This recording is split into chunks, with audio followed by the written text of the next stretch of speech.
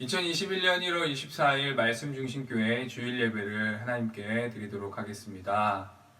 우리 함께 기도하시겠습니다. 하나님 감사합니다. 우리가 오늘 이 시간에 하나님을 예배합니다. 우리 예배를 받아주시옵소서. 우리 찬양 가운데 함께하여 주시고 하나님 우리 가운데 말씀하여 주시옵소서.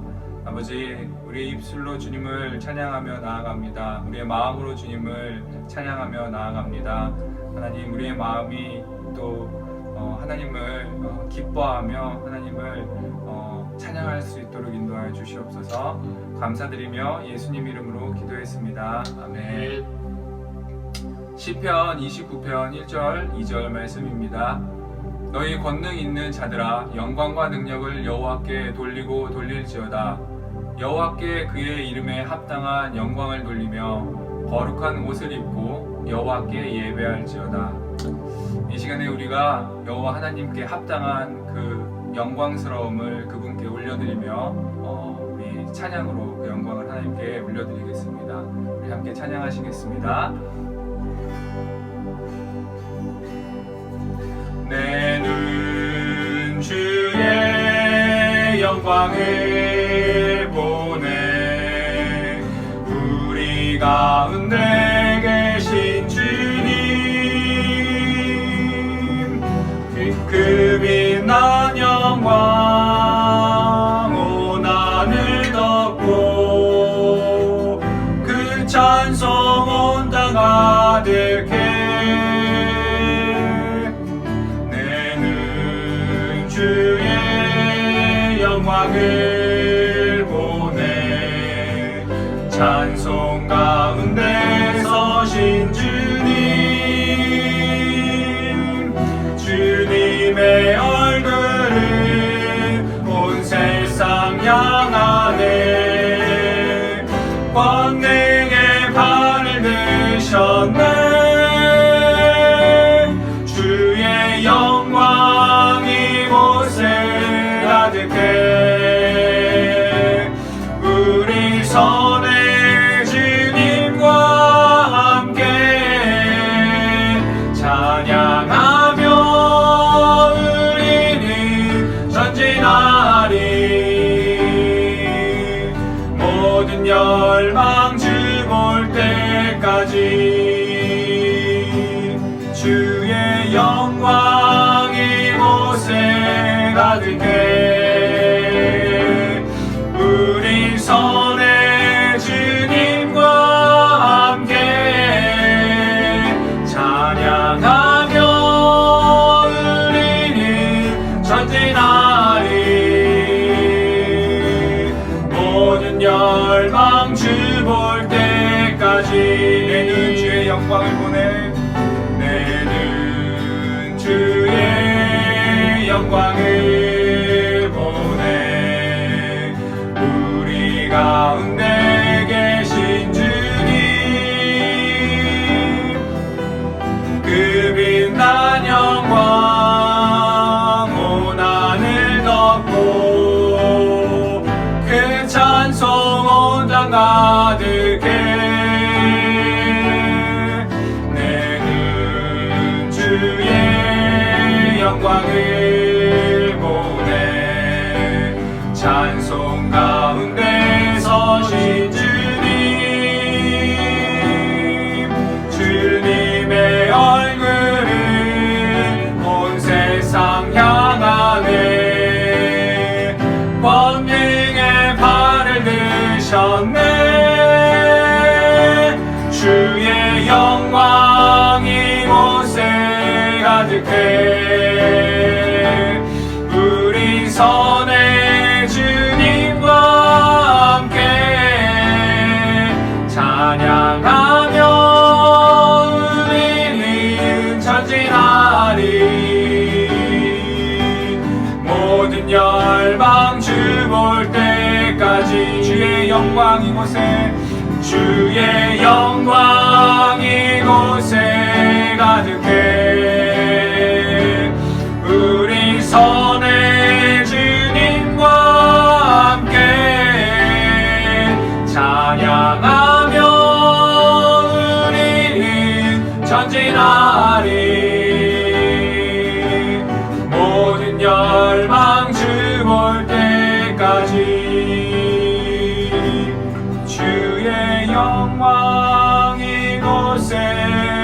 가득해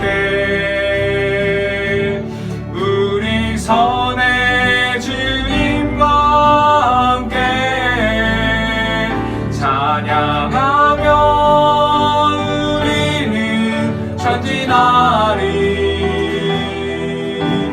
모든 열방 주 볼 때까지. 아멘. 내 주의 보혈은 정하고 정하다 내 죄를 정케 하신 주 나로라 하신다. 내가 주께로 지금 가오니 십자가의 보혈로 날 씻어 주소서. 약하고 주에도 주께로 나가면 님 주시고 내 주함을 꼭 씻어 주시네. 내가 주께로 지금 가오니 십자가의 보혈로 날 씻어 주소서.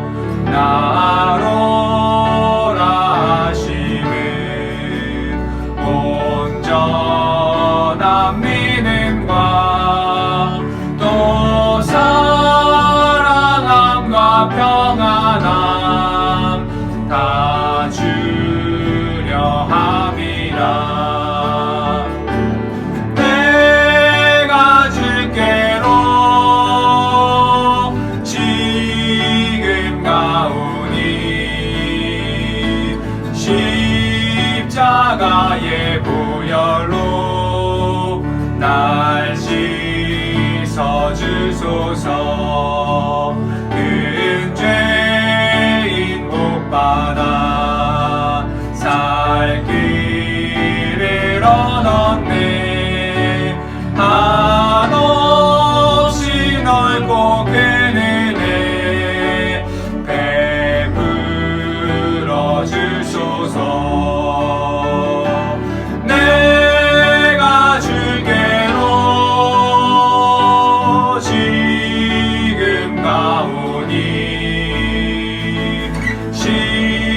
십자가의 보혈로 날 씻어 주소서.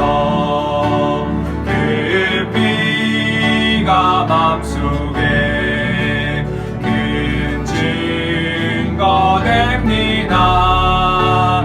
내 기도 소리를 으사 다 허락하소서. 내가 주께로 지금 가오니 십자가의 보혈로 날 씻어 주. 내가 주께로 지금 가오니 내가 주께로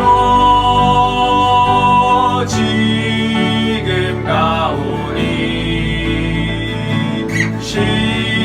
십자가의 보혈로 날 씻어 주소서. 주의 보혈 주의 보혈 능력이 또다. 주의 피 믿으오. 주의 보혈 그 어린 양의 매우 귀중한 피로다. 주의 보혈 있도다. 주의 보혈 능력 있도다. 주의 피 믿으오. 주의 보혈 그 어린 양의 매우 귀중한 피로다. 한 번 더 고백하겠습니다. 주의 보혈, 주의 보혈 능력 있도다. 주의 피 믿으오. 주의 보혈 그 어린 양의 매우 귀중한 피로다.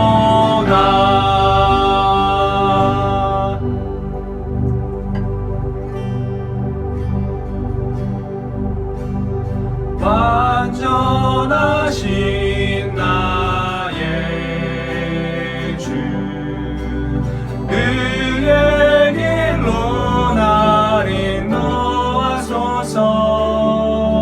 행하신 모든 일 주님의 영광 다 경배합니다. 완전하신 나의 주, 완전하신 나의 주, 그의 길로 날 인도하소서. 행하신 모든 일 주님의 영광 다 경배합니다. 예배합니다. 찬양합니다. 주님만 날 다스리소서. 예배합니다. 찬양합니다. 주님 홀로 높임 받으소서. 완전하신 나의 주,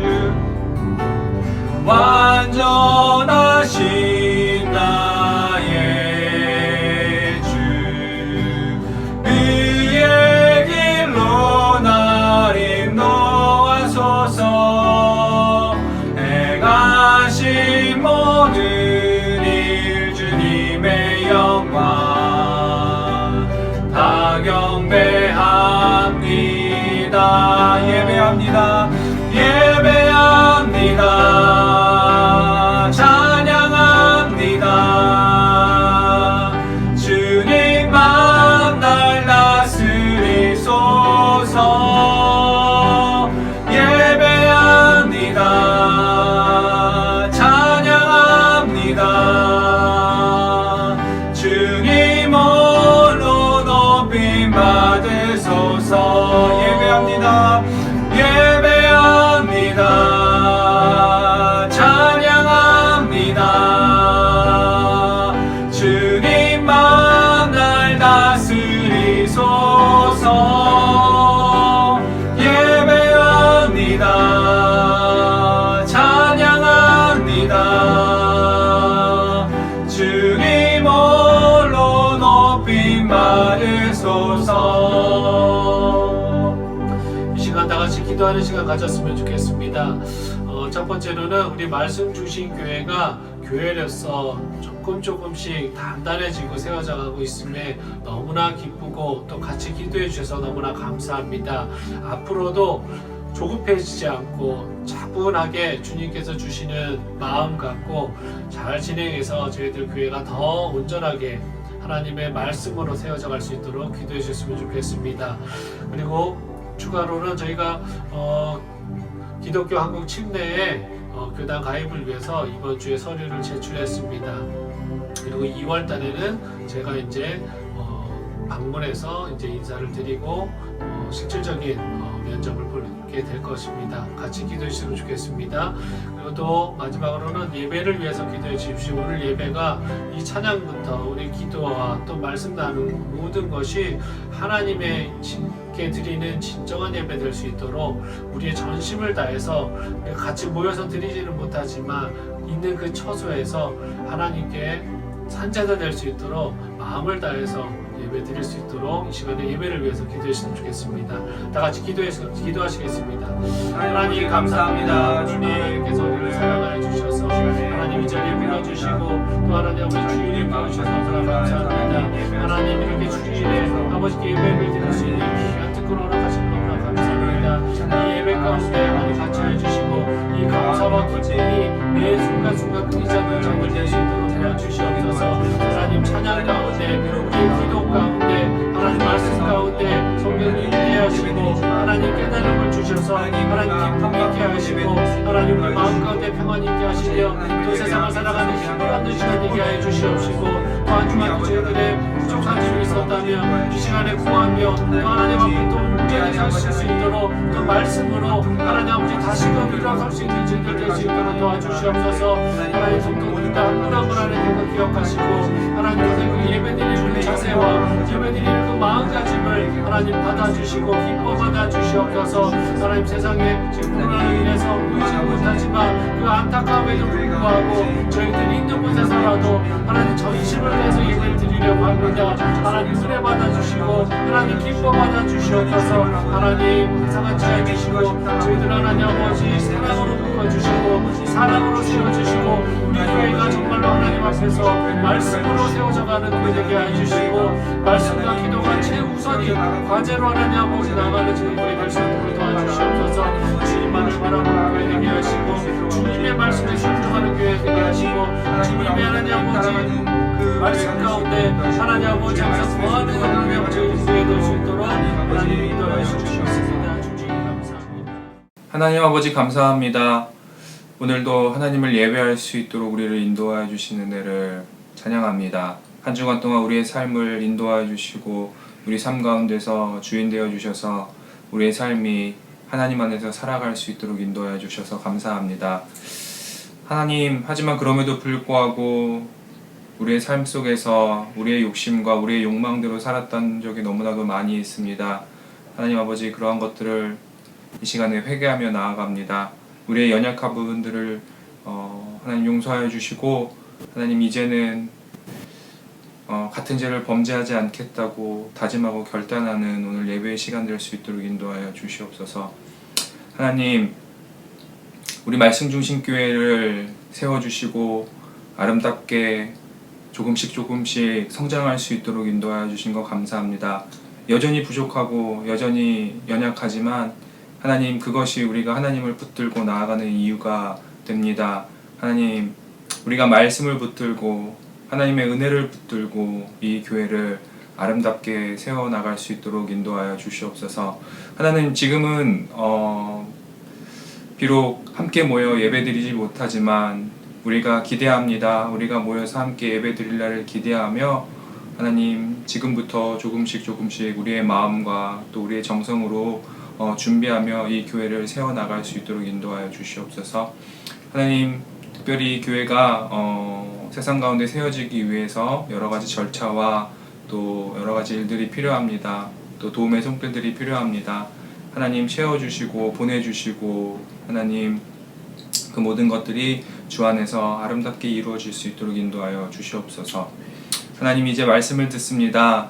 이 말씀을 통하여서 우리의 삶을 되돌아보게 하시고 하나님은 우리의 삶 가운데 어떤 부분들을 원하시는지 살펴 그러한 부분들을 고치고 하나님 보시기에 아름답게 우리의 삶을 가꿔 나갈 수 있도록 인도하여 주시옵소서.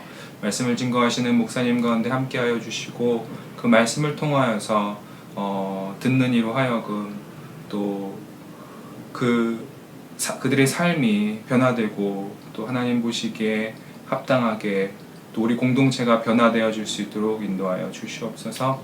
하나님, 이 예배 우리가 각자 드리는 위치는 다르지만 한 마음과 한 뜻으로 예배 드릴 수 있도록 인도하여 주시고 예배를 드리는 우리의 마음이 온전히 하나님께만 집중되어질 수 있도록 인도하여 주시옵소서.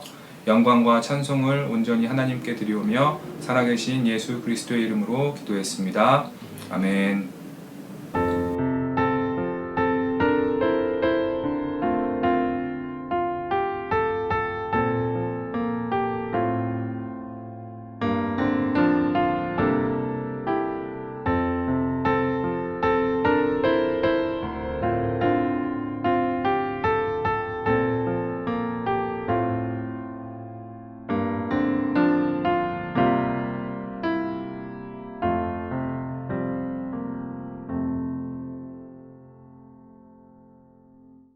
한 주간 잘 지내셨습니까? 우리 예배에 앞서 서로하고 인사하는 시간을 좀 갖겠습니다. 코로나가 주는 고독을 즐깁시다. 한 번 더 인사하시겠습니다. 코로나가 주는 고독을 즐깁시다. 오늘 나눌 하나님의 말씀은 열왕기상 19장 8절에서 18절입니다. 다 같이 찾겠습니다. 열왕기상 19장 8절에서 18절입니다.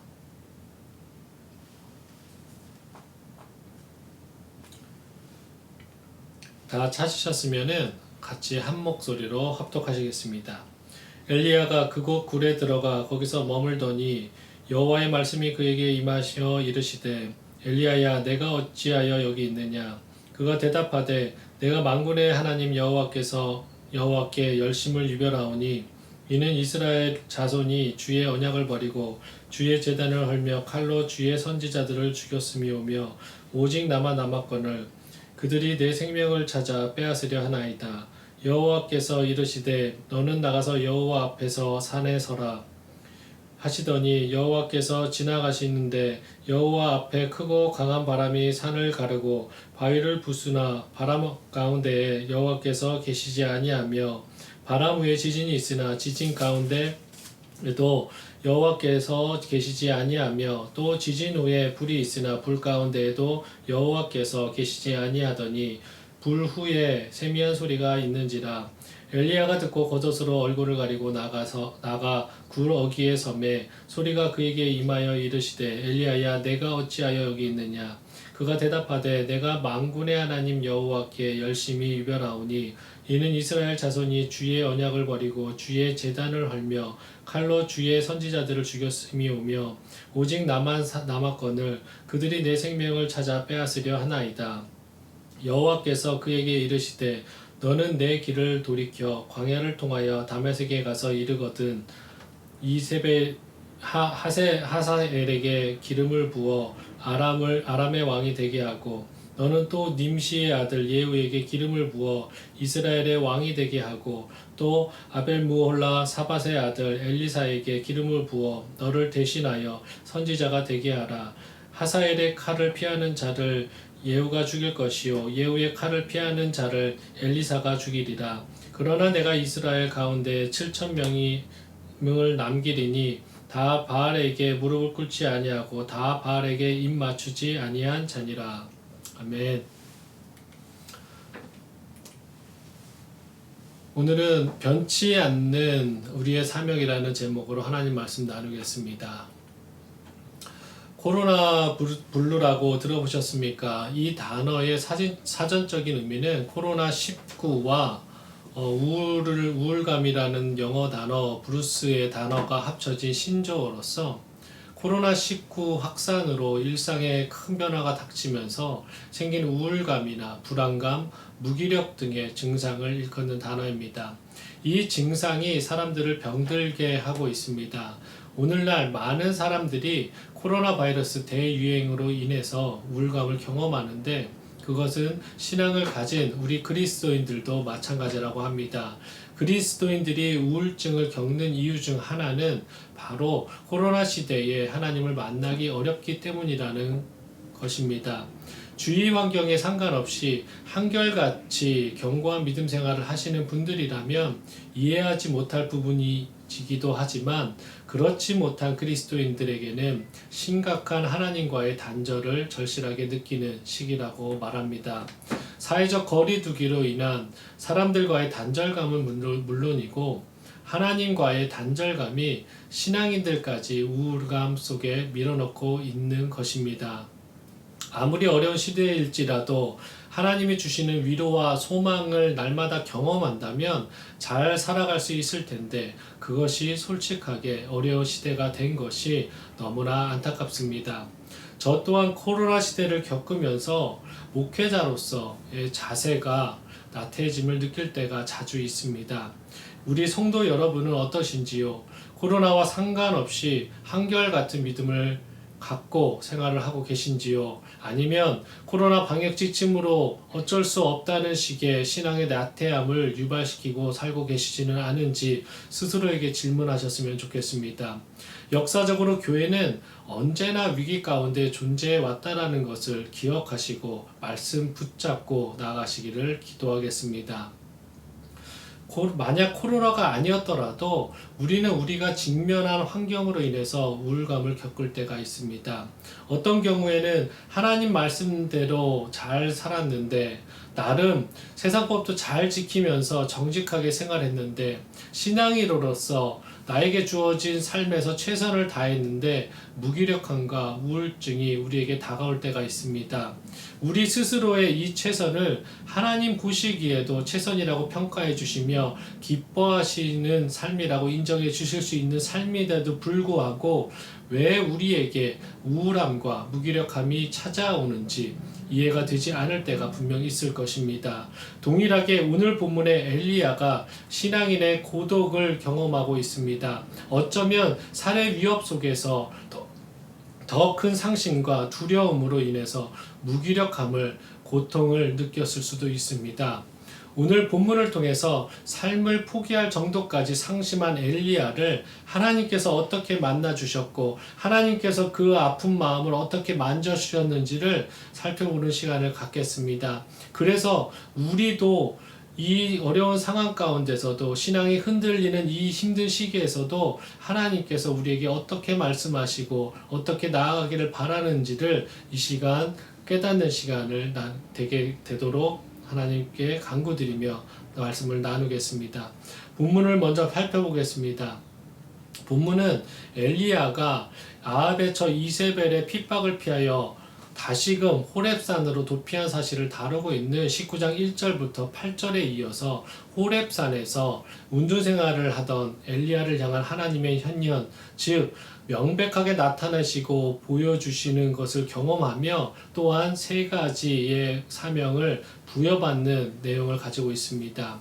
엘리야는 하나님의 사자의 지시에 따라서 40주야를 행하여서 하나님의 산 호렙산에 이르러 운둔 생활을 하였습니다. 그런데 그의 호렙산 운둔 생활은 의욕을 잃은 낙심 가득한 생활의 연속이었습니다. 왜냐하면 당시 그는 자신이 여호와를 위하여 열심을 내었으나 우상을 숭배하는 이스라엘의 영적 상황은 전혀 달라진 게 없는 것처럼 보였고 오히려 모든 여호와의 선지자들이 죽고 자기 홀로 남았다는 패배의식에 사로잡혀 있었기 때문입니다. 그러므로 엘리야가 다시금 하나님의 일을 하기 위해서는 그런 패배의식을 극복하는 게 필요했었습니다.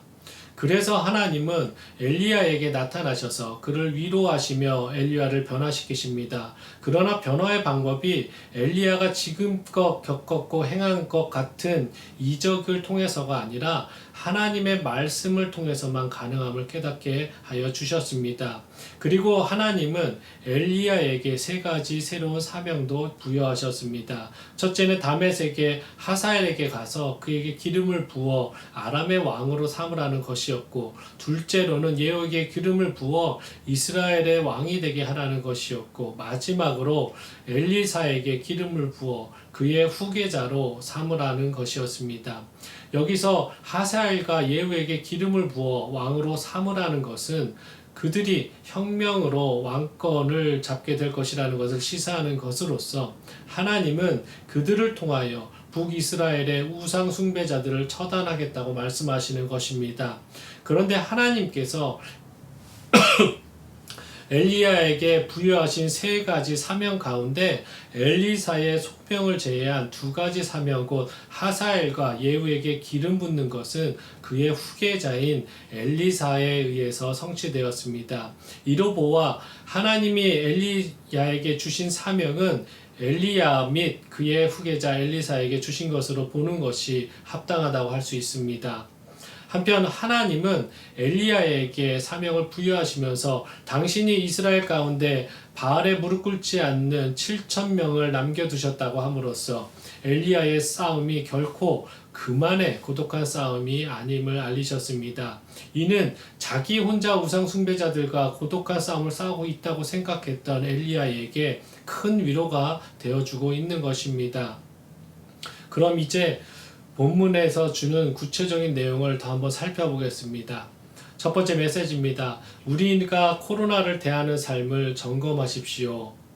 우리가 코로나를 대하는 삶을 점검하십시오. 9절 우리 한 목소리로 같이 한번 더 읽어보겠습니다. 엘리야가 그곳 굴에 들어가 거기서 머물더니 여호와의 말씀이 그에게 임하여 이르시되 엘리야야 내가 어찌하여 여기 있느냐. 9절을 보면 엘리야가 호렙산의 어느 한 굴에서 유하고 있을 때 여호와의 말씀이 그를 찾아옵니다. 그러면서 말씀하시길 엘리야야 내가 어찌하여 여기 있느냐라고 하였습니다. 지금 엘리야는 하나님의 사자의 명에 따라 40주야를 행하여 하나님의 산 호렙에 와 있습니다. 그리고 호렙산 중에 한 굴에 들어가서 유하고 있는 중이었습니다. 즉 하나님께서 그를 거기까지 인도하신 것입니다. 그런데도 하나님께서는 엘리야에게 내가 어찌하여 여기 있느냐라고 물으셨습니다.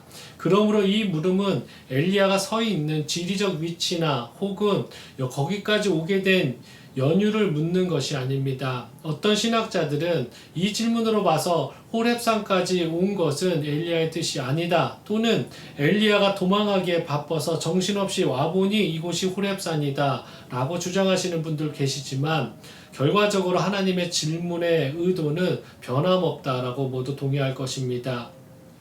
이는 하나님으로부터 소명을 받은 아합과 이세벨 그리고 우상을 섬기는 수많은 선지자들을 상대로 치열한 영적 전투를 벌이며 북이스라엘 백성들을 여호와 하나님을 섬기는 자리로 이끌 사명을 가진 엘리야가 이세벨의 위험으로 인해 패배의식에 사로잡혀 시리에 찬생을 하고 있는데 대한 하나님의 연약한 엘리야를 향한 사랑의 훈계였던 것입니다. 내가 어찌하여 여기 있느냐의 구절은 대부분의 영어 번역본을 본다면 내가 여기서 무엇을 하고 있느냐라고 번역하고 그 의미를 보다 더 분명하게 하고 있습니다. 엘리야에게 있어서 이 질문은 엘리야의 전곡을 찌르는 질문이었습니다. 엘리야는 이 같은 물음에 부끄러움 가운데 깨달음을 느낄 수 있었을 것입니다. 정말 자신이 왜 여기 있는지, 왜 북이스라엘의 한복판에 있지 않고 그가 전할 하나님의 복음을 받을 자가 아무도 없는 이 호렙산의 동굴 속에 숨어 있는지를 솔직하게 고백해야만 했습니다. 그러면서 엘리야는 자신이 서 있는 자리를 진솔하게 되돌아보고 새롭게 소명을 향해 나아가야 했습니다. 엘리야는 하나님께 귀한 축복의 통로였고 복음의 통로였으며 하나님의 메시지를 전하는 메신저였고 중요한 사명을 가진 자였습니다. 그렇기에 호렙산 깊은 동굴은 엘리야 같이 하나님의 특별한 소명을 받은 선지자가 있어야 할 자리가 결코 아니었습니다.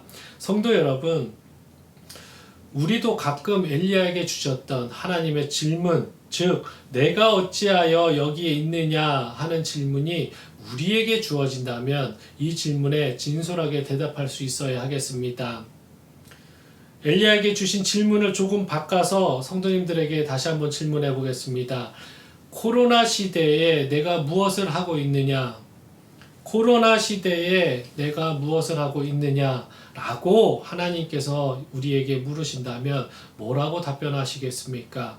엘리야가 10장과 14절에 어쩔 수 없었다는 듯이 대답하고 있듯이 우리도 코로나 때문에 모일 수 없었고 코로나 때문에 예배에 제약이 있었습니다. 지금은 교회도조차도 마음대로 못 가는 상황이라고 말씀하시겠습니까? 그래서 우리의 신앙이 지금 도태되어 있고 낙심하고 있습니다 라고 말씀하시겠습니까?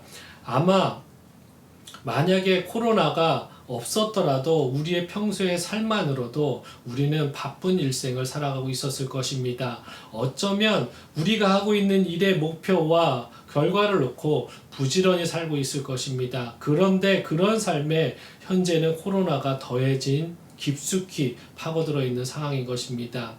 요즘 세상을 보면 많은 사람들이 경제적으로 또 가정적으로 코로나로 인해서 많은 고통을 당하고 두려움에 떨고 있습니다. 이 상황은 이 세상을 사는 사람들이라면 공통된 고민이고 어려움일 것입니다. 더 나아가 이 상황 속에서도 하나님을 믿는 믿음을 지켜야 하는 우리의 삶은 어떻게 변하고 있습니까? 기독교 교회에서 많은 신문에서 이런 통계가 나옵니다. 코로나19를 통해 우리와 교회의 수준과 민낯을 다시금 마주하게 하는 기사입니다. 매주일 혹은 주 일주일에도 몇 번씩 교회에 나와 예배를 드리고 다양한 활동에 참여하던 신앙생활이 불가능해지고 주일 예배가 재개되었다가 중단되기를 반복됨으로 인해서 출석 회복률이 50에서 60%밖에 미치지 못하고 있다고 합니다. 그리고 30, 40대 층이 대거 교회를 이탈했다라는 소식도 접하고 있습니다. 그리고 더 나아가서 코로나가 종식된다고 하더라도 20%에서 30%의 교인이 교회를 안 나올 것이라는 통계가 나와 있습니다. 더 나아가서 세상이 기독교를 바라보는 시선은 코로나 이후에 무려 70%의 사람들이 교회에 대해서 부정적 감정이 생겼다고 답하고 있습니다. 물론 교회에 나오고 안 나오는 것이 신앙생활의 전부는 아닙니다. 더불어 저 또한 정부의 코로나 방역 정책을 충실히 지켜야 한다고 생각하는 사람 중에 한 명입니다. 당연히 코로나 때문에 저희들이 예배 드리지 못하는 것은 우리의 의지와 노력과는 상관이 없습니다. 그러나 코로나로 인해서 그리스도인들이 신앙이 정체되고 나태함으로 나빠지고 있다는 사실에는 저도 동의하는 바입니다. 그렇기에 우리 모두가 지금 각자의 삶을 점검해 봐야 합니다. 앞으로 교회와 그리스도인의 핍박과 부정적인 감정들은 더 심각해질 것입니다. 어쩌면 이 상황이 엘리야가 굴 속에서 무기력하게 의욕을 잃었던 것과 같은 상황이 될 수 있습니다. 하나님께서 의욕 잃은 엘리야를 그냥 두지 않으셨듯이 우리도 호렙산 동굴 속 같은 캄캄한 어둠 속 어떻게 해야 될지 모르는 이 상황 속에서도 하나님께서는 엘리야에게 말씀하셨던 것처럼 우리에게도 가만히 있지 말라고 말씀하고 계실 것입니다. 우리는 앞으로 코로나와 함께한 이 삶을 더 나아가 코로나가 종식되었을 때 어떤 삶을 살아야 할지를 지금 하나님 앞에서 묵상하며 다시금 사명을 재확인하며 흔들림 없이 나가야 될 것입니다. 고린도전서 10장 31절에 너희가 먹든지 마시든지 무엇을 하든지 다 하나님의 영광을 위해서 하라. 마태복음 6장 33절입니다. 너희는 먼저 그의 나라와 그의 의를 구하라. 그리하면 이 모든 것을 너희에게 더하시리라. 말씀하셨던 이 말씀 약속 잡고 명료한 삶의 목적을 가지고 있는 성도로서 이같이 코로나를 동반한 본인의 선 자리가 혹은 달려가고 있는 그 지점을 명확하게 확인하시기 바라겠습니다. 사랑하는 성도 여러분, 그러므로 이제 한치의 앞도 바라보지 못하는 맹목적인 열심을 버리시고 아니면 이 상황에서 아무것도 할 수 없다고 포기하지 마시고 여러분이 서 있는 자리를 침착하게 둘러볼 수 있기를 바랍니다. 여러분 서 있는 그 자리가 여러분이 나아가고 있는 그 길이 하나님의 뜻에 합당한 자리요 길이인지를 세심하게 살펴볼 수 있기를 바랍니다. 호렙산 동굴 속에서 엘리야가 들었던 바 내가 어찌하여 여기 있느냐라는 질책성 질문을 우리도 동일하게 받지 않기를 위해서 노력하시는 삶을 사시기를 바라겠습니다. 고린도전서 9장 26절입니다. 그러므로 나를 다름질하기를 향방 없는 것 같이 아니하고 싸우기를 허공을 치는 것 같이 아니하며 이 말씀처럼 우리가 가는 곳을 명확하게 알아야 하고 우리가 싸우는 대상이 우리가 싸워야 하고 이겨야 될 것이 무엇인지 명확히 아시기 바라겠습니다. 이 말씀처럼 우리가 현재 열심을 내는 것이 있다면 그 과정과 결과가 하나님의 뜻과 일치한지를 확인하시기 바라겠습니다. 더 나아가 코로나를 직면한 이때에 그리스도인으로서 먼저는 자신의 신앙을 견고히 지키시기 바랍니다. 그 후에 이 어려운 상황 속에서도 복음 전도자의 사명을 어떻게 이루어 나갈지를 하나님 앞에서 재설정하시고 하나님의 말씀으로 힘을 얻으시기를 바라겠습니다. 그래서 그 말씀의 위로와 평안으로 그 담대히 이 세상을, 이 코로나를 이겨내시기를 간구드리겠습니다. 두 번째 메시지입니다. 11절과 12절 우리 한 목소리로 한 번 더 읽겠습니다. 여호와께서 이르시되 너는 나가서 여호와 앞에서 산에 서라 하시더니 여호와께서 지나가시는데 여호와 앞에 크고 강한 바람이 산을 가르고 바위를 부수나 바람 가운데 여호와께서 계시지 아니하며 바람 후에 지진이 있으나 지진 가운데에도 여호와께서 계시지 아니하며 또 지진 후에 불이 있으나 불 가운데에도 여호와께서 계시지 아니하더니 불 후에 세미한 소리가 있는지라. 11절과 12절에서는 하나님께서 엘리야에게 보여주시는 몇 가지 상황이 소개되고 있습니다. 먼저 크고 강한 바람이 있었습니다. 그 바람이 얼마나 강하였든지 산을 가르고 바위를 부술 정도였다고 성경은 기록하고 있습니다. 그 후에 거센 바람이 온 후에 지진이 있었다고 합니다. 또 지진이 지나가고 불이 몰려왔다고 합니다. 그 불마저 지나간 후에 다른 상황이 전개됩니다. 즉 하나님의 세미한 소리가 있었던 것입니다. 호렙산에서의 하나님은 갈멜산에서와의 다른 방법으로 엘리야를 만나 주셨습니다. 갈멜에서는 하나님의 기적으로 불로 응답하셨습니다. 그렇지만 호렙에서는 하나님은 크고 강한 바람이나 지진이나 불과 같이 명백하게 눈에 보이거나 귀에 들리는 방법이 아니라 눈에 보이지 않고 귀에 들리지 않는 침묵 가운데 엘리야에게 나타나셨습니다. 12절 하반절에 세미한 소리가 있는지라를 주목하십시오. 세미한 소리로 번역되는 히브리어는 부드러움의 소리라고 뜻이 있습니다.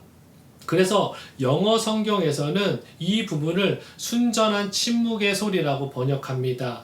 이는 매우 역설적인 표현입니다. 원래 고요와 정적과 침묵이란 소리가 없는 것인데 순전한 침묵 그 자체를 하나님께서 말씀하시는 소리라고 표현한 것입니다. 다시 말한다면 하나님은 엘리야에게 나타내실 때 바람 가운데서도 지진 가운데서도 불 가운데서도 나타나지 않으셨습니다. 하나님은 이 모든 것이 지나간 후에 세미한 음성 가운데 나타나셨습니다. 그리고 이것은 엘리야에게 중요한 사실을 가르치고 있습니다. 바로 강팍한 사람의 심령을 변화시키는 것은 확연하게 눈에 띄는 놀라운 이적과 같은 것이 아니라 잔잔한 하나님의 말씀이라는 것입니다. 그 증명은 18절에 일어난 이적의 결과 북이스라엘의 백성들이 일시적으로 하나님의 살아계심을 인정하고 엘리야의 명령에 따라서 바알 선지자를 잡아 죽이는데 협조할 정도로 사람의 심령이 변화된 것 같아 보였습니다. 그러나 이적을 경험한 그때였을 뿐 북이스라엘에 어떠한 근본적인 변화도 일어나지 않았습니다. 결국 엘리야는 낙심한 상태에서 이세벨이 죽이려고 하는 그 위협을 피해서 호렙산까지 오게 된 것입니다. 이 사실이 우리에게 주는 교훈이 무엇입니까? 사람의 심령을 근본적으로 변화시키는 것은 놀라운 이적과 같은 것이 아니라는 것입니다. 이적은 사람을 놀라게 하여 일시적으로 경외함을 심어줄 수는 있어도 사람을 근본적으로 변화시키지는 못합니다. 감정신앙이 그렇습니다. 저 또한 치유와 예언과 같은 은사가 없다라고 말하진 않습니다. 그러나 일부 교회는 이 아름다운 은사의 이적들을 성도들이 경험하게 함으로써 교회의 부흥을 꾀하거나 성도의 변화를 원합니다. 그러나 이것은 일시적인 효과를 볼 수는 있지만 사람을 근본적으로 변화시킬 수는 없습니다.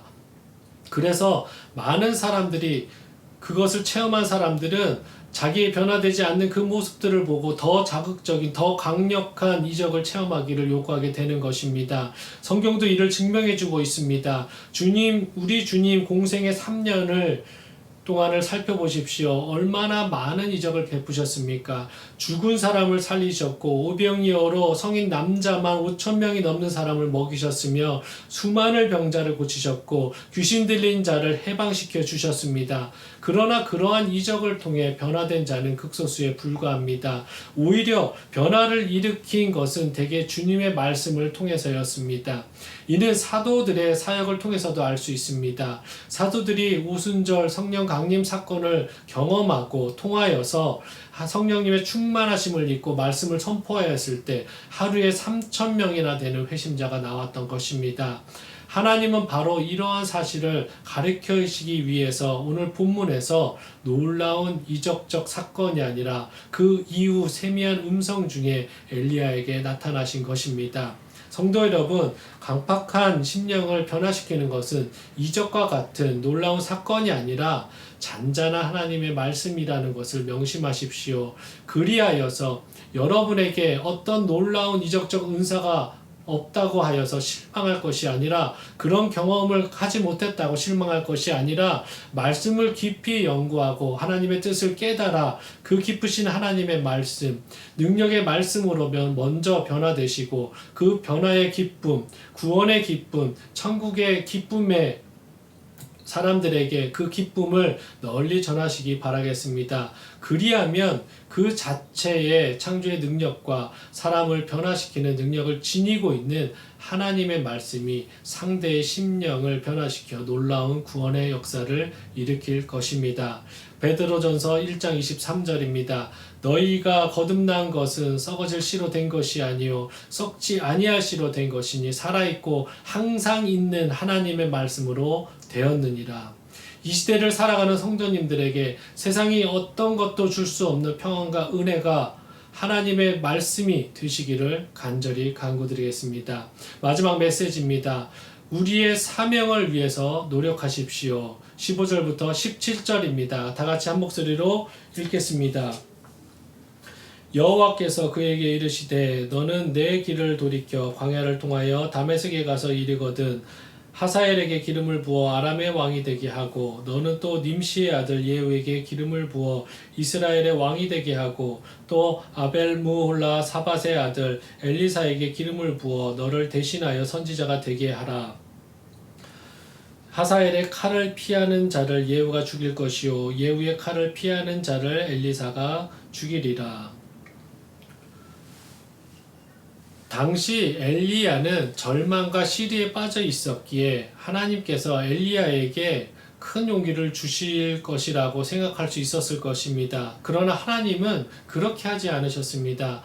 하나님으로부터 아합이 멸망할 것이라고 말을 듣지도 못했고 이세벨이 지금은 너를 죽인다고 흉내내고 있지만 너의 그 머리털 하나도 건들지 못할 것이며 도리어 이세벨 본인이 처참하게 비참하게 죽을 것이다 라는 원수를 갚아주겠다라는 말도 듣지 못했습니다. 다만 들은 것이 있다면 새로운 소명을 받았을 뿐입니다. 그 명령은 북이스라엘의 숙적이라 할 수 있는 아람의 군대 장관급이었던 하사엘에게 기름을 부으라는 것이었습니다. 이는 곧 하사엘이 언젠가 아람의 왕이 될 것이라는 것을 나타내는 것입니다. 또한 하나님은 예후에게 기름을 부어 장차 이스라엘의 왕으로 삼으라고 말씀하셨습니다. 또한 엘리야에게 기름을 부어 후계 선지자로 삼도록 명하셨습니다.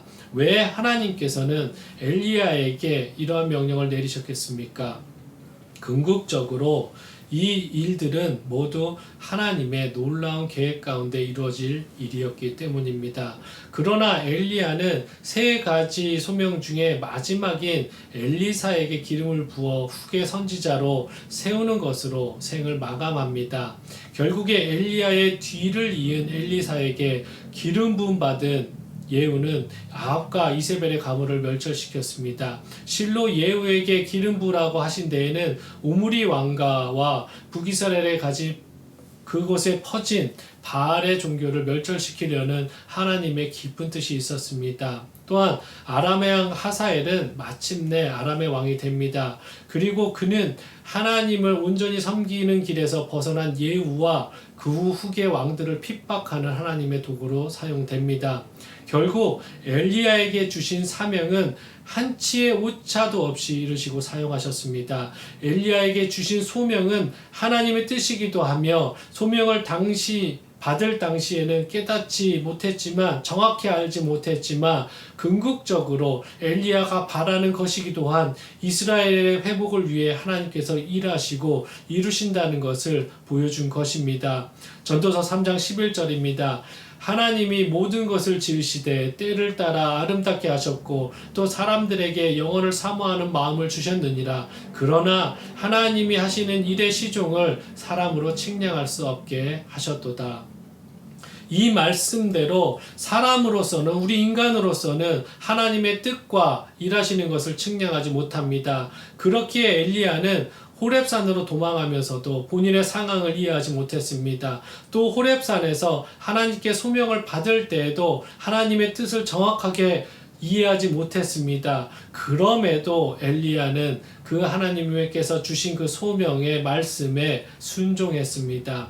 마찬가지로 우리의 삶이 하나님께서 주신 사명대로 사는 삶임에도 불구하고 하나님께서 약속하신 대로 되어가지 않는다 하여서 낙심하거나 믿음이 약해지지 않기를 바라겠습니다. 우리는 알지 못하나 하나님은 약속하신 모든 것을 이루어 나가실 것입니다. 하나님의 계획이 인간의 이해를 초월할 만큼 깊고 오묘한 것임을 믿고 끝까지 의지하는 자에게 하나님은 그 필요를 꼭 그것을 이루는 데 필요한 그의 모든 것을 그의 삶에 채워주실 것입니다. 우리를 위해 하나님께서 놀라운 계획을 준비해 두셨으며 또한 이 모든 계획들이 차근차근 이루어져 가고 있음을 굳게 믿고 하나님께서 완성하실 우리 인생의 가치 있고 아름다운 모습을 기대하고 그 삶을 사는 귀한 성도 되시기를 마지막으로 간구드리겠습니다. 설교를 맺겠습니다. 요즘 세상은 교회 포비아라는 단어가 등장할 정도로 현재 한국 사회에서 교회는 혐오와 두려움의 대상이 되어가고 있습니다. 심한 경우에는 목사와 교인들은 진리와 생명의 전달자가 아니라 거짓과 바이러스의 전파자로 인식되고 있습니다. 이러한 때에 우리 그리스도인들은 하나님의 존재하심을 어떻게 증명할 수 있습니까? 또 세상 사람들에게 눈에 보이지 않는 하나님을 어떻게 전도해야 될지 고민해야 할 것입니다. 가장 좋은 방법은 우리가 눈에 보이는 그리스도인이 됨으로써 할 수 있습니다.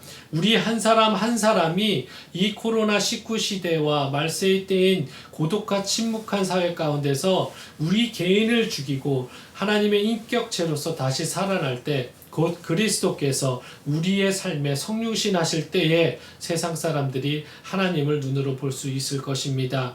그리스도인들의 말을 통해서 그리스도의 편지를 읽게 하여 주십시오. 그리스도의 삶을 통해서 그리스도의 향기를 맡게 하여 주십시오. 그리고 그러한 사람들이 모인 교회가 집단이 아니라 참된 그리스도의 공동체로 거듭날 수 있도록 그리할 때 교회가 다시 에베소에서 4장 12절에서 말씀하신 것처럼 그리스도의 몸으로서 존엄과 영광을 회복할 수 있도록 우리 모두 노력해야 될 것입니다. 우리가 그러할 때 세상 사람들도 우리와 교회를 보며 시편 58편 11절에 말한 것처럼 하나님께서 과연 여기 계시다라고 인정하며 소리칠 수 있도록 만들어야 될 것입니다. 우리는 그러기 위해서 우리를 돌아봐야 합니다.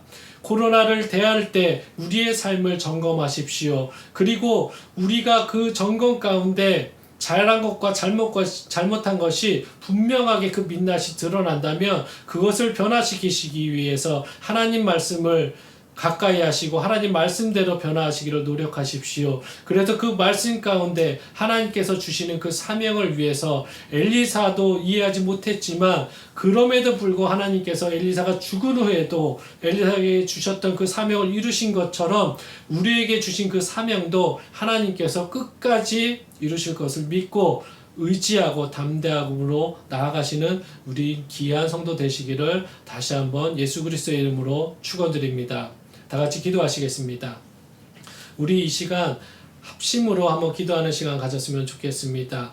우리가 이 코로나 상황에서 이 말세의 때를 살면서 너무나 고통 가운데 힘들 때, 어려울 때가 분명히 있을 것입니다. 그럼에도 불구하고 엘리사를 위로하셨던 것처럼 하나님께서 우리를 위로하고 계십니다. 그런 하나님을 의지할 수 있도록 우리의 지금 코로나로 겪는 이 상황 가운데 우리 신앙을 점검해 보시고, 혹시라도 하나님 앞에 버려야 될 것이 있다면 호람되오 하나님 앞에서 간구함으로 기도로 버리는 시간을 좀 가졌으면 좋겠습니다. 다 같이 기도하시겠습니다.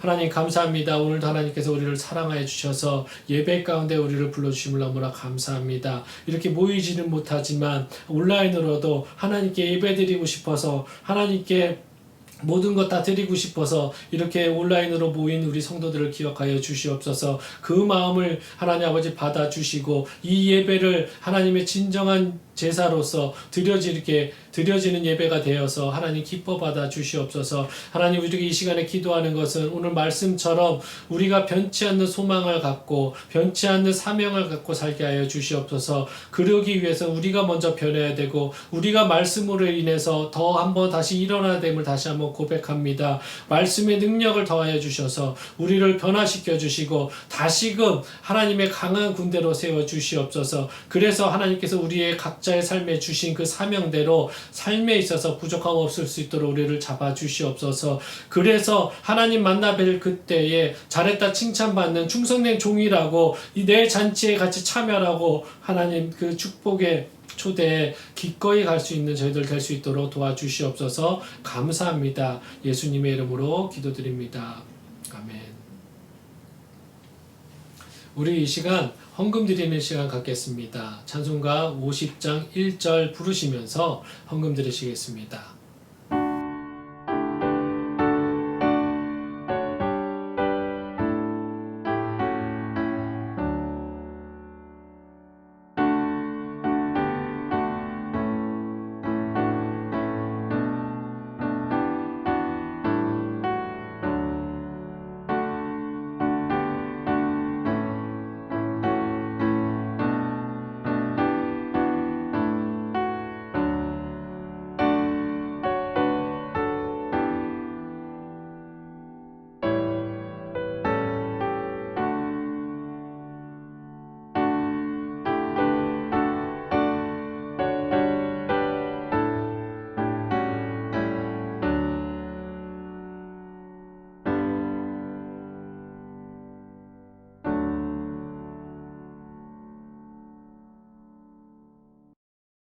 헌금 기도를 제가 하겠습니다.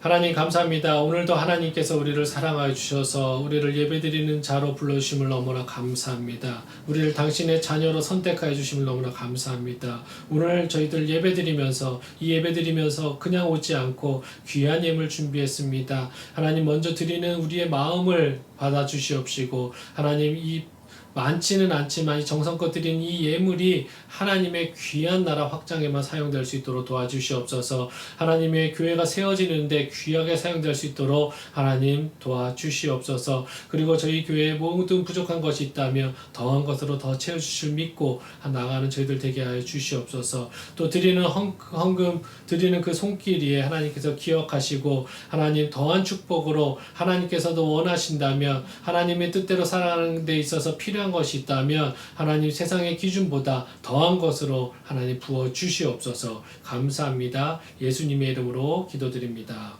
아멘. 광고 드리겠습니다. 교회가 벌써 오늘까지 해서 4번째 귀한 예배를 드리고 있습니다. 같이 기도해 주시고 같이 예배 드리셔서 너무나 감사합니다. 같이 기도로서 교회가 나아갈 수 있도록 계속해서 저희들 중심 잃지 않고 나아갈 수 있도록 계속해서 기도해 주셨으면 좋겠습니다. 예배는 계속 지속적으로 온라인으로 드려집니다. 정부의 지침이 있기까지는 계속 이 시스템으로 운영됨을 예배 드려짐을 아셨으면 좋겠습니다. 주일 본 예배는 11시입니다. 그렇지만 그럼에도 개인 사정으로 인해서 조금 일찍 드리셔야 되면, 또 아니면 조금 늦게 드리셔야 되는 분들이 계시다면 자유롭게 교회 홈페이지 또는 유튜브에서 말씀 중심 교회를 치시고 들어오셔서 날짜를 보시고 확인하시고 예배 드리시면 되겠습니다. 그리고 이번 주까지 해서 기독교 한국 침례의 교단 가입 서류가 제출되었고 접수되었습니다. 뭐 그렇게 어려운 것은 아닙니다. 결과가 나오기까지 아마 2월에 저희들이 교회 그 지방에 참석해서 인사드리고 소개하고 저희들의 교회의 취지나 이런 것들을 면접식으로 아마 밝히는 시간을 좀 가질 것입니다. 그리고 나서 총회가 아마 9월 정도에 있어서 9월에 아마 교회 교단 가입이 확정될 것입니다. 계속해서 기도해 주셨으면 좋겠습니다. 오늘 예배를 위해서 제가 축도함으로 예배 마치겠습니다. 지금은 우리 죄를 대속해 주신 예수 그리스도의 은혜와 아버지 하나님의 무한하신 사랑과 보혜사 성령님의 내주 교통하심이 또 우리 오늘 모인 이 자리에 또 하나님의 예수 그리스도의 피로 말미암아 하나님 갑으로 사신 일이 성도들 머리 위에 지금부터 하나님 영원까지 축복 있기를 원하며 또한 오늘 말씀처럼 코로나 이 상황 속에서도 변치 않는 믿음 갖기를 원하며 하나님의 사명 붙들고 끝까지 세상과 싸워서 승리하리라고 다짐하는 성도들 머리 위에 그 가정 위에 지금부터 주님의 능력과 평안이 넘치도록 있을지어다.